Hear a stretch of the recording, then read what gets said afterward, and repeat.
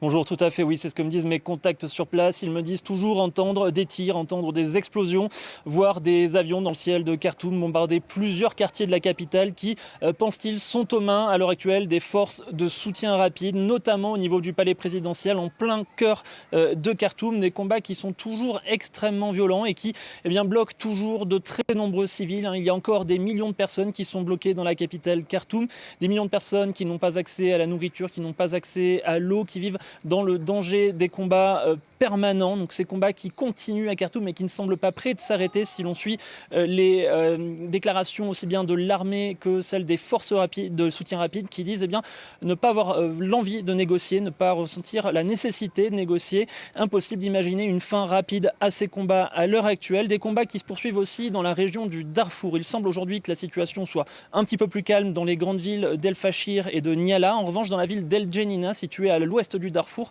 dans la province du Darfour occidental, à quelques kilomètres de la frontière avec le Tchad, les combats continuent selon mes contacts sur place. Ils me disent toujours entendre des tirs de temps à autre.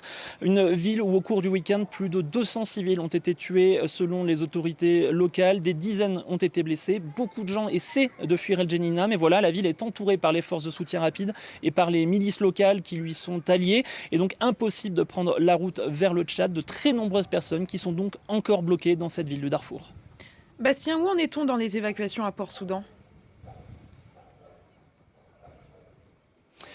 Justement, Port-Soudan, c'est désormais le hub d'évacuation au Soudan. Il semble que les évacuations depuis Khartoum soient terminées depuis que la Grande-Bretagne a cessé ses évacuations sur place. Durant le week-end, ils ont évacué environ 2000 ressortissants anglais à bord de plus d'une vingtaine d'avions. Et dorénavant, ces avions britanniques se posent à Port-Soudan pour tenter d'évacuer le plus de personnes possible. Et c'est aussi le cas des Américains qui organisent des convois sur la route entre Khartoum et Port-Soudan pour les civils qui ont été bloqués dans Khartoum, et c'est une opération extrêmement délicate pour eux puisqu'il y a environ 16 000 ressortissants américains qui vivent à Khartoum, notamment des binationaux, des Soudanais américains. Une opération extrêmement complexe à organiser. Donc les États-Unis ont envoyé à Port-Soudan deux vaisseaux militaires, deux bateaux de la marine américaine, dont l'un des deux est une véritable base flottante qui peut accueillir de très nombreuses personnes.